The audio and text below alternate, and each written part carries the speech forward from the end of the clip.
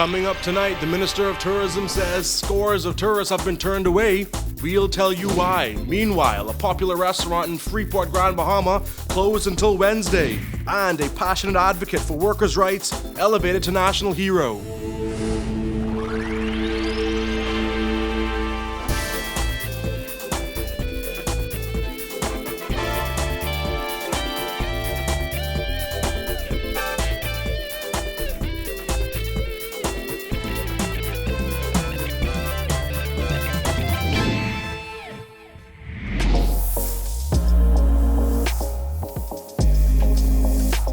Our News is brought to you by Alive.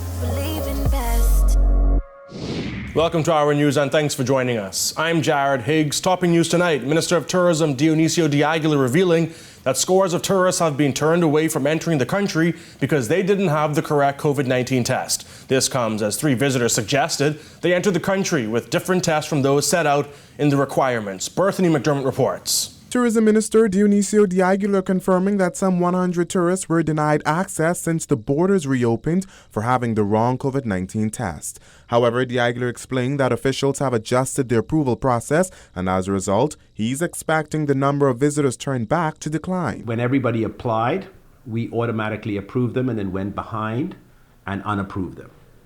So that at the outset led to about 100 deportations, which, as you can imagine, wasn't very good for the destination. Was not ideal from a public relations standpoint. So then we changed our methodology to everybody gets a no until we make them a yes. His comments follow this image that made the rounds on social media of 3 tourists jumping a fence to gain access to Cabbage Beach during beach closures. Another video with the 3 women revealed that they were almost denied entry for not having a negative PCR test. Noting that he could not speak to this specific matter, de Aguilar gave the assurance that every application is meticulously screened before being approved. Government also requires a health visa, which de Aguilar admitted has resulted in a dip in anticipated arrivals. People never had to get a visa to come to the Bahamas, so now they're learning about it in some instances as they check in. We're trying to get the word out that this is now a requirement. We're trying to encourage foreign visitors to go on our websites and find out what the requirements are to come to the Bahamas. But obviously some people who have come here many, many times before are not aware of this.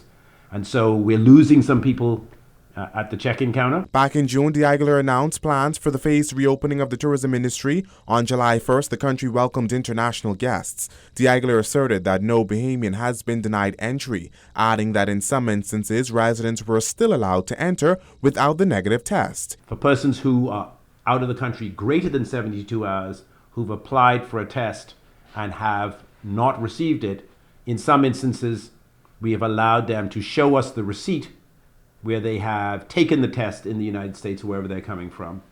They come home, they go into quarantine, and when the test results are published online, they show it to the health officials and they're taken out of quarantine. The tourism minister stressed that officials are continuously working to perfect their travel application process to mitigate the spread of COVID-19 as much as possible. Reporting for Our News, I'm Berthany McDermott. Well, that video of 3 women from Boston raised questions over the integrity of travel protocol. Kyle Joaquin spoke with the businessman who recorded the video of the tourists after they hopped over a fence to access the beach. That's what I'm saying. I don't think that we can, since we don't know who they are. No one has any information to say who they are in order to investigate that any further. Deputy Chief Medical Officer Dr. Delon Brennan explaining that there is no way of finding out who the 3 women were who hopped a fence on Independence Day to get to the beach.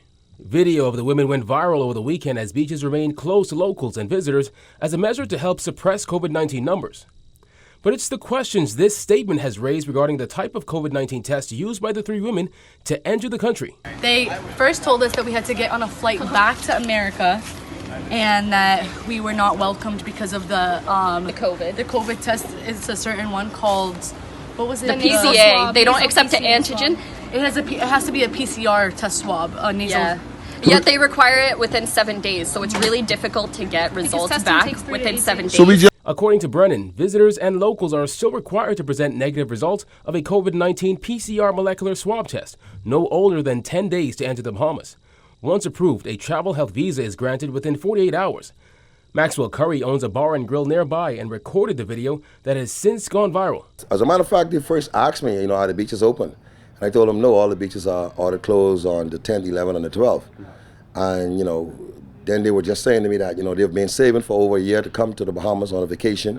They have actually traveled 7 hours from Boston into Houston and then into the Bahamas. Curry said the women went on to explain that they were given a hassle and were being turned around at the airport because of the type of COVID-19 test they took. So when the video surfaced of the visitors jumping the same fence here, social media users reacted with some questioning, why weren't the police called in?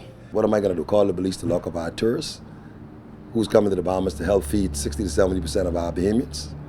I mean, how would that look? Are you going to run a story to the international community that the Bahamas is closed for business? According to police press liaison Ali Peters, police went to Cabbage Beach after the video surfaced and saw no one. Curry said seeing the desperation of the women, he felt sorry for them, but said the tourism industry is in a sorry state as well. We've been selling tourists for the last 50 years, and Venice, almost 60 to 80, 70% of our probably working community that work in the tourism industry. It just started to see that, the tourists are not coming now. A lot of people are home from work. A lot of businesses are closed. So then what do we do? For Our News, I'm Kyle Joaquin. Pizza Hut in Freeport says it is closed until July 15th after one of its employees tested positive for COVID-19. In a Facebook post earlier today, the popular restaurant wrote, a team member from our Pizza Hut on the mall has tested positive for COVID-19 and, per health authority guidelines, is in quarantine and receiving treatment as needed. All employees exposed to the team member have been identified by the Ministry of Health and are in self-isolation. The restaurant added the health and well-being of our team members and customers is our number one priority, especially in these uncertain times. As a precaution, the company says it is temporarily closing the restaurant for sanitation purposes. Pizza Hut says it has worked closely with the Ministry of Health and has followed all recommendations leading to a safe reopening on Wednesday. Deputy Prime Minister and MP for East Grand Bahama, Peter Turnquest, calling an increase in COVID-19 cases on his home island concerning. This as he slammed some establishments for not enforcing proper social distancing guidelines over the holiday weekend. This is obviously a very disappointing development, but not unexpected. Turnquest says with Bahamians traveling abroad and tourists coming into the country, an increase in cases was always expected by the government. However, with Florida, a neighboring state and a popular travel destination for Bahamians, confirming record cases, Turnquest issued this warning. It's important to restate for Bahamians in particular that as they travel, that they do not let their guard down because we're seeing seemingly an increase in the number of travel-related cases in particular, and that is a little bit worrisome. 6 people confirmed to have COVID-19 on Grand Bahama in the last week have been placed in quarantine in a secured facility being monitored by health professionals as well as police, immigration, and defense force personnel, authorities said. 5 are Bahamians and 1 was identified as an undocumented immigrant. Turnquest was asked whether an increase in cases would mean tighter restrictions. He said he would leave that to health officials, but he added this. All use our common sense to realize that if we have a spike in cases, then obviously there's going to have to be some alterations in behavior.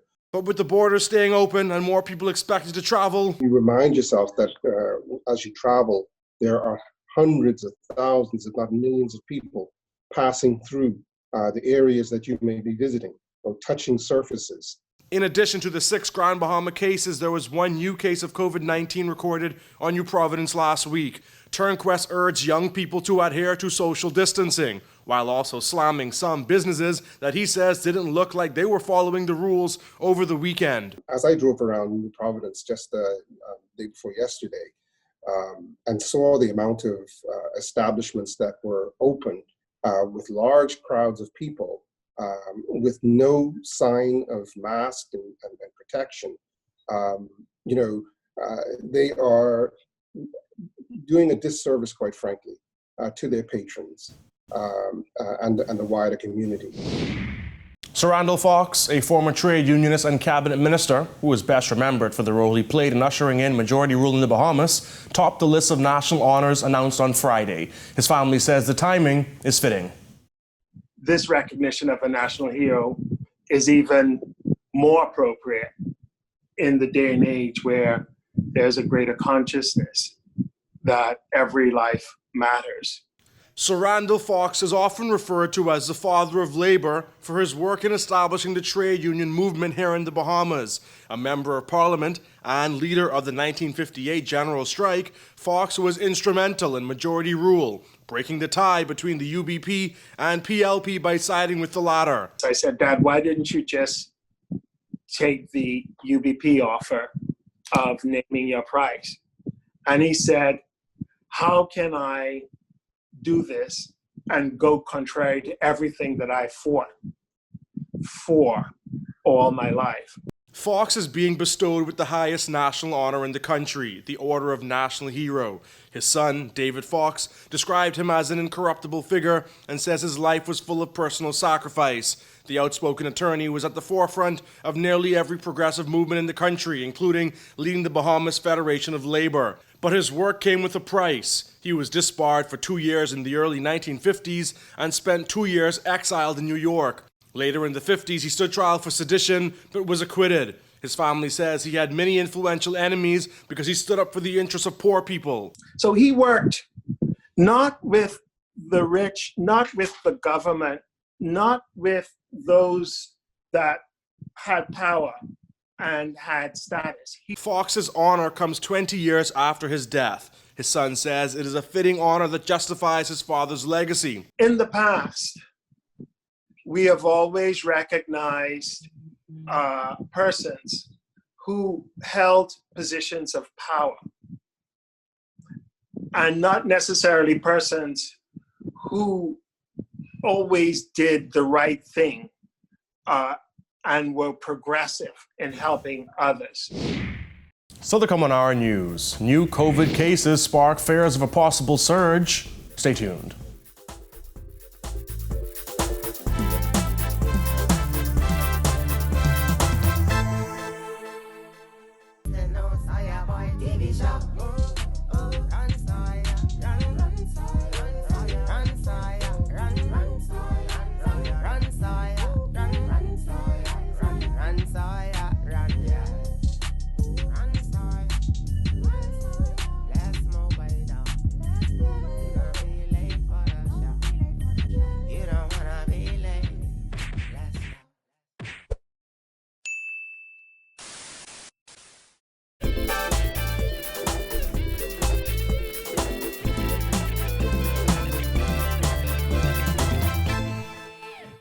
With 6 persons testing positive for the COVID-19 virus on Grand Bahama in the last week and 1 new case here on New Providence, some residents are worried this may lead to a surge in new cases. George O'Bain reports. With COVID-19 numbers growing once again here in the Bahamas, predominantly on the island of Grand Bahama, residents are now voicing their concern and urging other residents to continue to remain safe in order to prevent a second wave. After weeks with no new COVID-19 cases in the country, Grand Bahama has recorded 6 cases in just 1 week. 5 persons are Bahamian and 1 is an undocumented migrant. New Providence also recorded an additional case. Residents here in New Providence, like Charles Smith, are worried. Evidently, it appears as if people were not really taking the necessary precautions. Thus, we're having a surge. I am. I'm very concerned. We're not that large a country, and the more we get, the more it's going to be spread throughout, and it's going to affect so many more of us, and we really don't need it, because one person going back home, you don't know how many other persons they're infecting with it, and then they go out and mingle with friends and family, and it spreads. These residents shared similar sentiments, stating that they have also noticed that some young Bahamians don't appear to be taking the pandemic seriously. Yeah, I'm worried with that. Yeah, that's the problem. If we had left the borders closed until August, we better be in a better position. It appears that some people are not taking it that serious, in particular the young folks. They believe that they are immune to this, but I mean, this thing can take out anybody. Yes. What I found out is most of the older ones are taking it seriously. The younger ones think that sickness can't come to them, so they're the ones who walk around with no mask on or whatever else. But The older ones are the more mature ones. They're taking it really serious. Some Bahamians have blamed the opening of the borders for the new cases, as 3 of the new cases have a history of travel. Residents such as Rosemary applauded the government for the move. I am concerned there's lives involved. There's family members who are dying or very ill, so I'm concerned. But I also applaud our Prime Minister. I think he's doing a very good job. And so I'm happy with what he's doing, and I don't care what other people are saying. I'm going to follow what he says to the T. But he's trying, but we as Bahamians have to listen. We don't take nothing serious until it really affects us, and it'll be too late. Reporting for our News, I'm Giorgio Bain. Thanks, Gio. Still to come, Nobu celebrates its reopening in style. Stay tuned.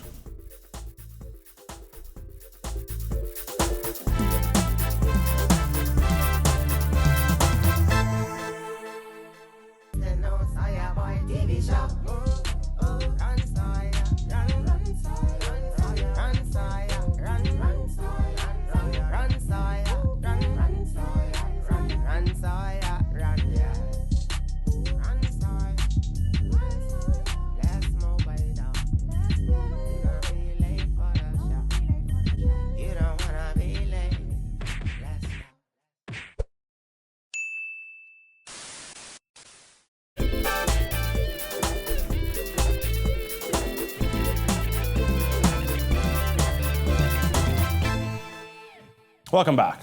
After being closed for months, the first of Atlantis Paradise Island's restaurants reopened over the weekend, getting employees back to work and making patrons very happy. Kyle Joaquin was there and has the story. We love the food, we love the atmosphere, and it does hold a special place for us. When Giorgio and Lyric Knowles heard Atlantis' famous Nobu restaurant was opening for business on Friday, they were the first to book reservations. Having celebrated a lot of firsts at the restaurant, the couple said it was only right. We've been coming to Nobu I've been coming over for 15 years. Since I met my wife, 10 years, we've been coming here. And it was very important for us to have the first booking. We had the very first booking in Nobu to come today. Our first date was here. He first kissed me here. We spend all of our birthdays and anniversaries here. After being closed in March due to the COVID-19 pandemic, the restaurant serving gourmet Japanese cuisine is now open for summer nights from Thursdays through Saturdays. Atlantis VP of Culinary Operations Sean O'Connell said while it's the same great food, some things have changed. We've learned a lot, and actually what we've done is reduced capacity inside the restaurant, and we've reduced it by 50%. We kind of spread that into our private dining area and then outside onto our patio, and we added some additional tables out there.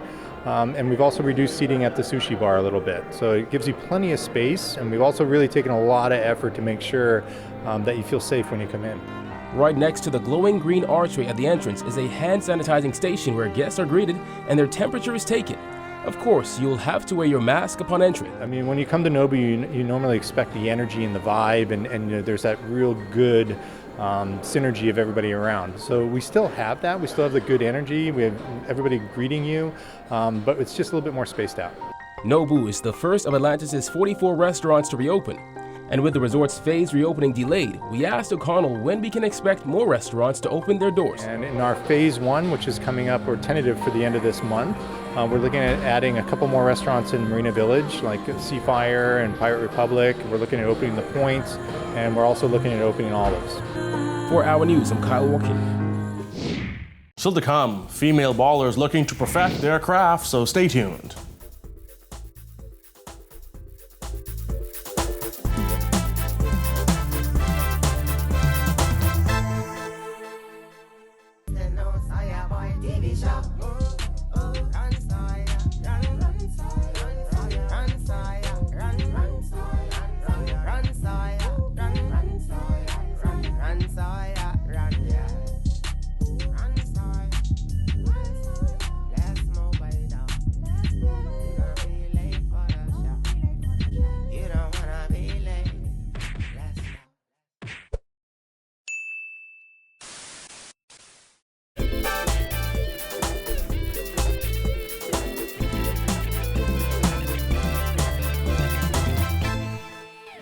Young ladies taking the opportunity to get better in the game of basketball. Marcellus Hall tells us more.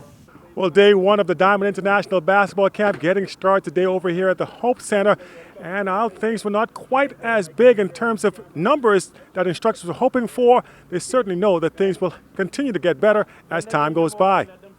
Limited day one numbers not deterring camp founder Terrence Red Eye McSweeney as he put the young ladies in attendance through the full spectrum of drills. The whole premise of the first 4 weeks of this 5 weeks camp is to develop the child, if she is basically the first time person or he's the first time person, or if they have been playing but they want to work on their skills to get ready for whether they play in GSSA or they play in BISS, but yet they want to do some summer training. For the young ladies, some of them first-timers, it was a chance to work on their skills as they embrace the challenge of pushing themselves. I feel good, and I know that they're here to help me if I do something wrong, that they'll tell me if I'm doing something wrong and they'll help me get it right.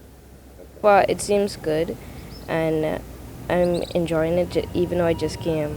So. All right. What do you hope to get out of this camp? Better skills to better myself. Yes, sir. McSweeney says the goal to get the young ladies at a high level by the end of the day. Okay, so we take our time and work with you. I encourage your daughter, in this particular case for this morning session, to make mistakes. Make as much mistakes that you want to make, but then come the second week, third week, then I'm looking for you now to limit those mistakes to zero as much as possible, because in the 5th week, then we definitely want to be making sure that we play a lot of games with the girls who would come to the camp, as well as with the boys who comes to the camp. So as we mentioned, the camp will continue for the next 5 weeks. We'll see if the numbers increase. Certainly the effort will be there. Reporting for our news, I'm Marcellus Hall.